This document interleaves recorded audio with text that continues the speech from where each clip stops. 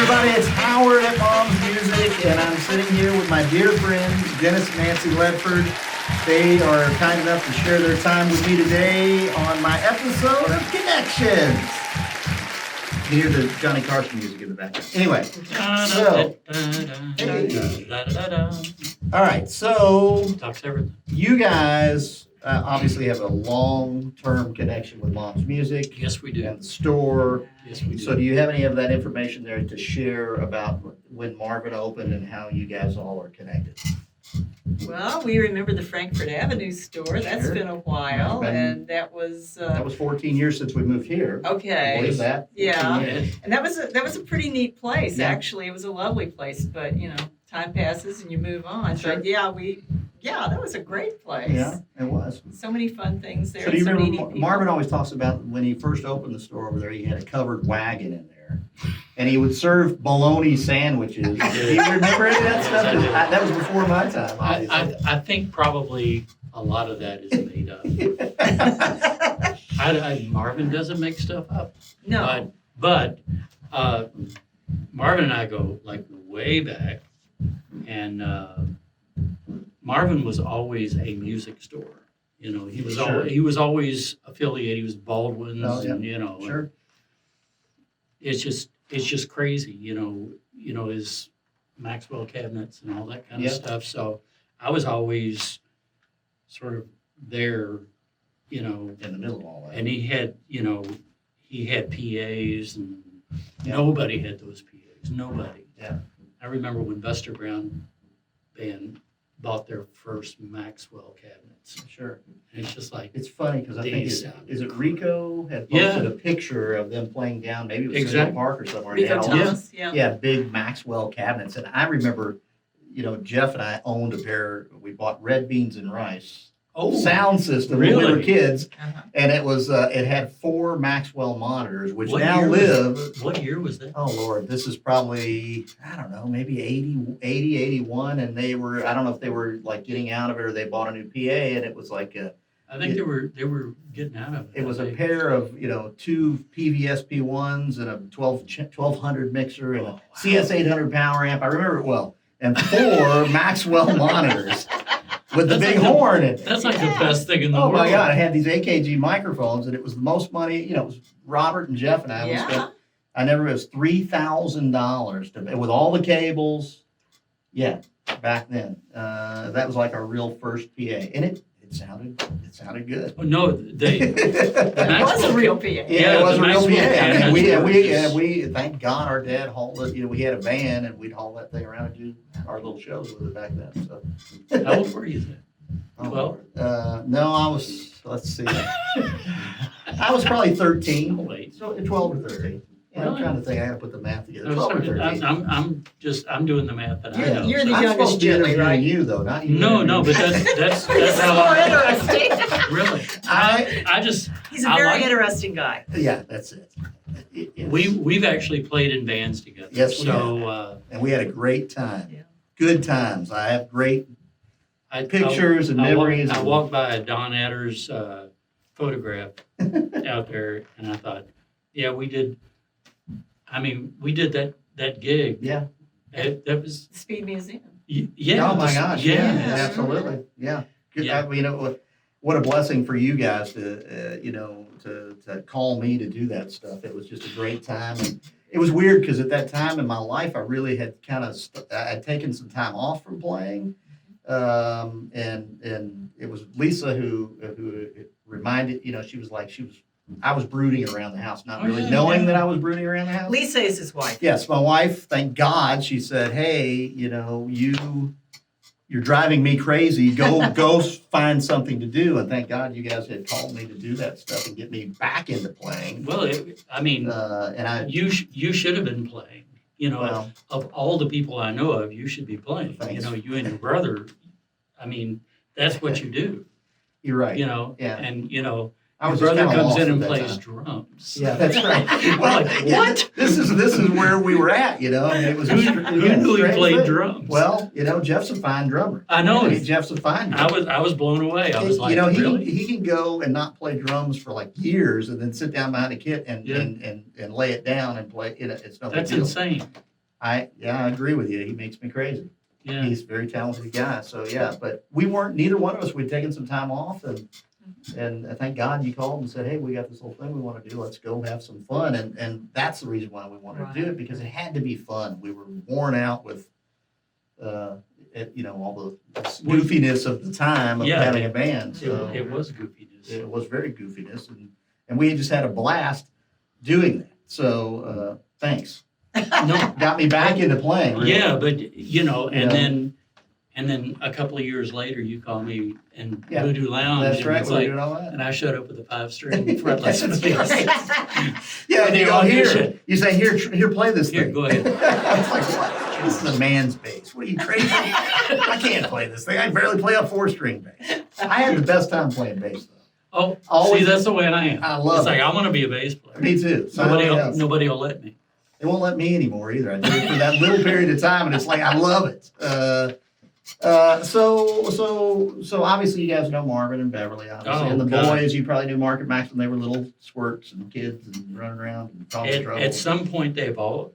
We carried Max and Mark around, I'm sure. Yeah, sometimes. and obviously you played with Max with Nervous Nervous Melvin. Melvin. And that was a long period of time. where you That guys- was at least 3 years, Yeah. I think.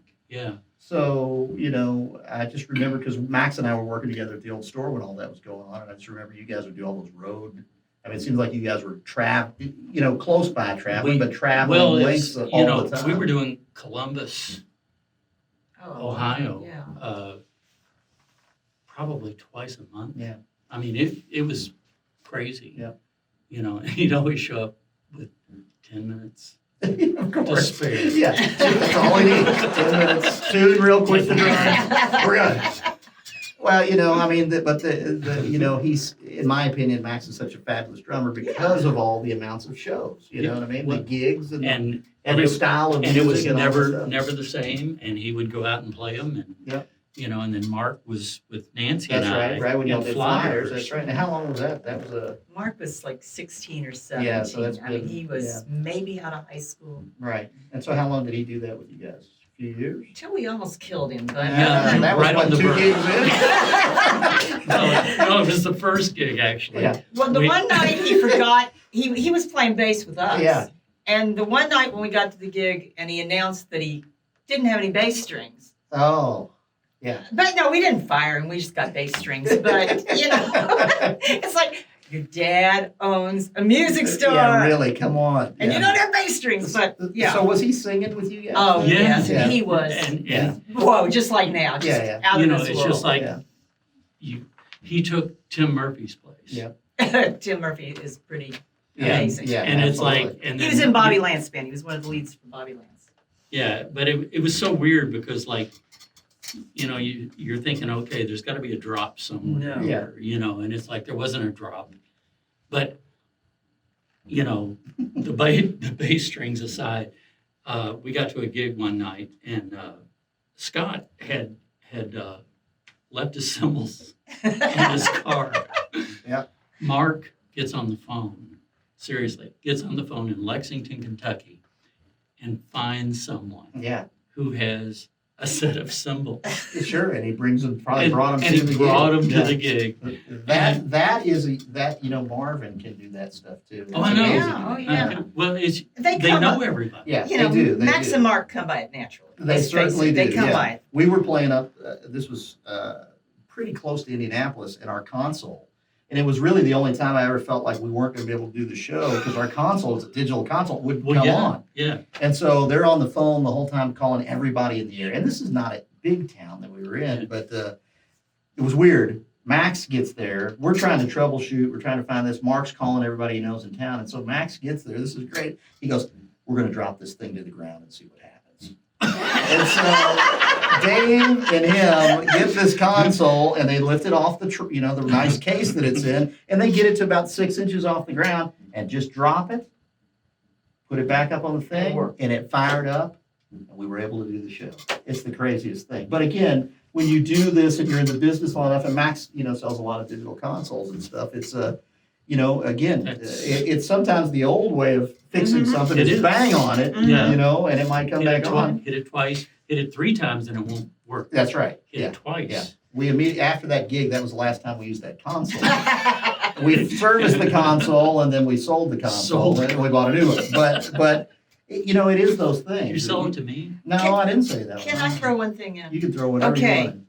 If you guys have never heard Mark Maxwell sing Missing You by John Waite, So, you're missing out. Make him learn that song if he doesn't already we do do play it. Okay. We play it. We don't Yeah. play it as often as we it. should. Requested every Tell the gig. story of Mark and Don Watson. Where Don, No, don't tell that story. no, it's a good story. It's a good story. Is it G-rated or R-rated? It's Oh, it's G-rated. Okay, of It's course. totally Of G-rated. Of course. It's so Mark leaves the band, Flyers, you know, and he gives us plenty of time. We call up Don Watson, and Don Watson takes 10 minutes to learn all your material. And so, you know, he comes to the gig and he's got a list of songs and the keys and everything like that. Well, Mark is there. So we get to Missing You by John Waite, Babies. And Mark says, "Can I sing it?" We're like, "Yeah, sure." And he goes up and sings it. He goes up and sings. Now, he's not in the band at this point. For 3 weeks after that, he shows up at every gig Yeah. and goes, "Can I sing Missing You?" We're like, "Yeah." And Don's like standing over there going, Here's this kid. "Who's this guy?" So Don finally takes him aside and goes, "That's my song now. I'm the bass player." And Mark's like, "Oh, okay, See ya. thank you."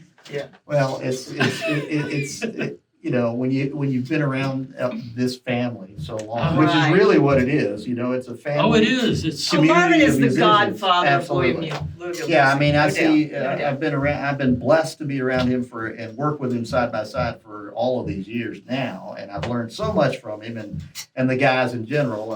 It's pretty special, that's for sure. And it is. It's a family. I mean, I see all of. You know, Sure. everybody from Johnny Roy to, you know, Well, yeah. all the Wolf brothers and everybody, which will soon be on the show at some point. I hope.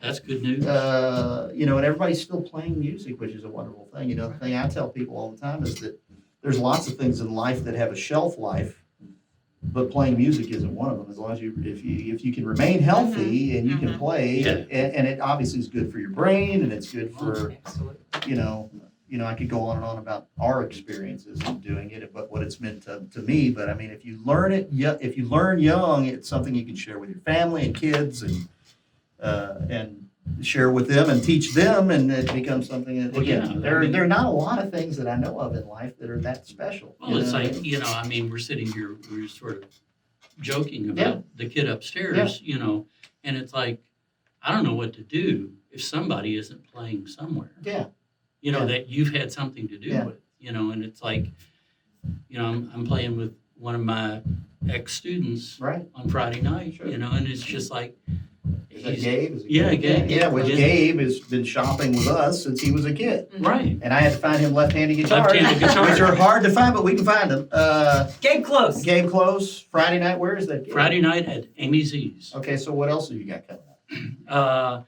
I'm playing. I just saw you did. Saturday night. Bridget. Saturday night at Amy C's. Right? Is it? No. Saturday night's the Bella Oh, Lulia okay, sorry, with my bad. Bridget Kalen. Okay, so And yeah, the Bridget Kalen band is back on the road. Yeah. It's Steve Cooley. which is if you have never seen Steve play, you got to go see Steve. He's and unbelievable. he's playing bass. Again, here we go. I know. Everybody wants It's to go like, play I wanted to bass. play bass, Yeah. you know, and Steve was like, "Oh no." Did he draw something like this? No. When the first night I played with Bridget was down at a winery, and I walked in, and she was like, "Bring your guitar, bring your bass, you know, do this." And Steve is like standing there with a bass, going, "Take it from my cold dead Yeah. hands," you know. And I'm like, "No, I'm good." Well, the other day, your animal track. Dennis plays with Animal Tracks, which played with us the other night, and it was like I look at the guys on the stage, and I'm like, oh my god! So they had Jeff McAllister on Yeah, drums, yeah. and Jimmy Brown on bass, and Bill Dean on keyboards, who I love. Who's insane? Yeah, and who am I missing? Rick singing. Rick Yeah. Kane was singing, and you Yeah. on the guitar. Yeah. That's it. Is that's the whole band? Yeah. But I got to see Dennis for like 2 seconds before the gig. I gave him a hug and I went upstairs and listened to the show. It was awesome. And then on the way out, I'm like, "You gonna hang out?" "Oh no, man, I'm going over. I got to play Gerstl's here. I got to go." So he went from one gig to the next. So I'm like, "Dude, come on. What do you mean you're leaving?" Anyway. Well, Nancy got to see you. I stayed. Nancy I stayed for a while. That's right. Yeah. And Stuart was with And you. Stuart was with me. Yeah, that's Yeah. great. So Again, another kid, another generation that's of right. kids Yes. who's just Yeah. like, he's sitting out there playing all of Every your guitar guitars. I have Yeah, out there, right? exactly. Which is great. And And he so bought, how many guitars has he bought? oh, Lord, I don't know a lot. Now, how old is he now? He's 19 19 now. Oh my God. He's 19 now. So yeah, so again, this music thing is this is a very special thing, and it's weird because the building here, Mom's, I always feel like it's a time capsule for me Right. because I see people, I see them when they're young and then they may vanish. To me, what feels for, "Hey, I haven't seen you in 6 weeks," and they go, "No, I've been gone and I got my master's degree. It's been 7 years." And this is all the time, but they're still playing music, and they're still or they work their way through school playing music, or they're whatever it is. It's No, I just think that's fascinating when you have like some kind of lasting effect. It always seems to me like I'm not doing anything, right. and you're just ringing up and Yeah, doing this yeah. and straightening and Right. all the things that you do, and everything you do affects some little kid that walks in this store. Sure. I mean, it's crazy. Yeah, I know. I mean, you don't think about it because you're living in this world, Mm-hmm. and it's your day to day kind of existence. But when you run into somebody out on the street who tells you this great story, "Hey, man, or you sold me my first guitar, or Yeah. you taught me my first lesson, or I remember seeing your band at my high school, exactly. prom or whatever." So, I mean, I hear that all the time. I mean, Yeah, Nancy and I did proms for years, and it's like all these kids still come. And Oh, they're yeah. not kids anymore. Well, when They're like 40 years old and 50 years old. 50 years old. Shane tells me that you played. I don't know if it was you guys together, but you played. I think his high school prom. Maybe It was probably- us. Yeah, it was Flyers. I bet. Yeah, Because Shane is he's 50. yeah. So It would have been us. Yeah. Shane Eisenberg, 50 years old.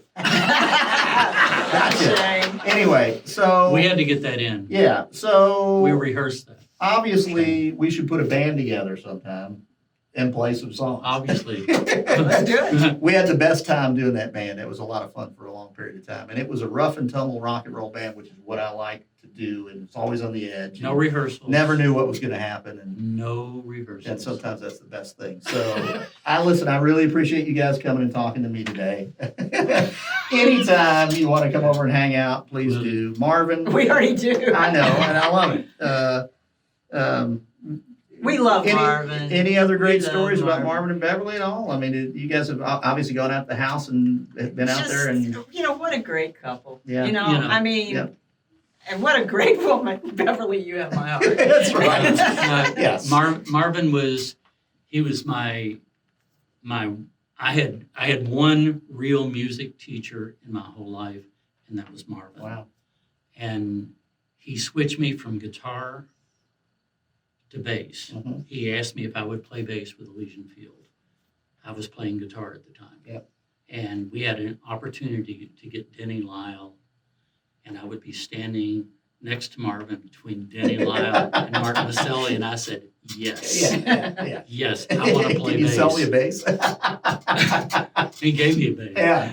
And the funny thing was the first night I played, Gary, our bass player, had gotten drafted, and we had a gig, and so we did it 4-piece. Mm-hmm.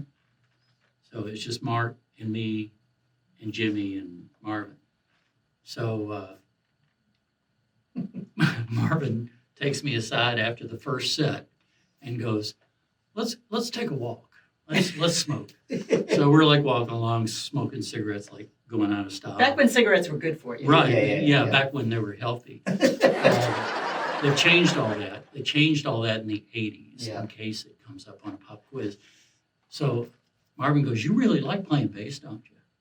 And I said, "Yeah, man, I really love playing bass." And he goes, "Well, why don't you play bass?" Just like that. He goes, "Just slow down. Just slow down. When I hit the bass drum, you hit a note. It's that simple. Yeah. And he starts doing this. So what are you doing now? I'm like, standing here? Right. When I do this, That's where you, that's where you hit. sure. And it's like we became the tightest rhythm section in the world. And Greg Martin Yeah. told me that yesterday. Yesterday. Yeah, wow. How cool is that? Yesterday. Where'd you run into Greg? Did you see him? He called me up. Well, those, again, you guys have this lasting impression on people, and it's amazing because I've seen it for years in here. These people have this regard for all of that stuff. As I've heard it said, and I don't remember exactly who told me this, but it was like they would go to see you guys because it wasn't like all the other bands that were playing. It was like you were looking at these were men playing rock and roll Yes. music versus kids that were playing in a garage band. You know what I mean? Yeah, well, And the and so- first time I and- saw and- Soul Incorporated, it was like that. Yeah. I was like, oh God. yeah, this was a different thing, and it has this respect level. Thank goodness, Yeah. everybody still has a very special place in their heart for it all. And I was lucky because my dad would come home from Baldwin with 45 records of the latest Soul Incorporated song or Yeah. whatever, and it was like a big deal to us as kids.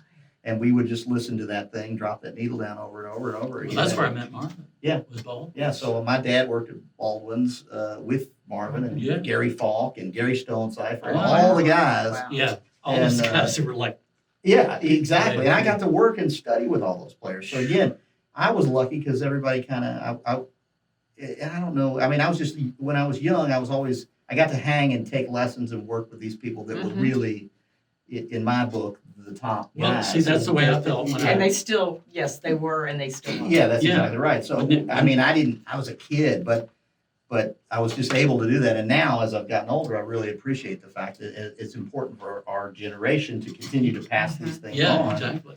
to the younger generation and make them feel welcome. Because I've probably told you this story. I remember I was a kid and I don't even know how I found out, but it was B.G. Johnson and Brad and Rob Johnson. Yeah. And I think, No, I know who you're talking about. Not Biedenbaugh. no. Brown? God. Graham? Bob Ramsey. Why am I Bob drawing a Ramsey. blank? Of course. Bob Ramsey, they were looking for a horn player. So I found out about this and I called the number and they said, we'll be here at this rehearsal. And I'm carrying my trumpet in there as a little kid. But they were awesome to me. They didn't know who I was. I didn't get the gig, just so you know. I didn't get the gig. But I wasn't scared to go for it. But they were so nice to me that night. And I've never forgot them because those guys were like, oh my gosh, these are the guys. And I'm getting ready to go play some trumpet Well, with them. they were the guys. They were the guys. And so, again, there's this generational thing. And again, they never treated me any different than one of the guys. And I was a kid. Mhm.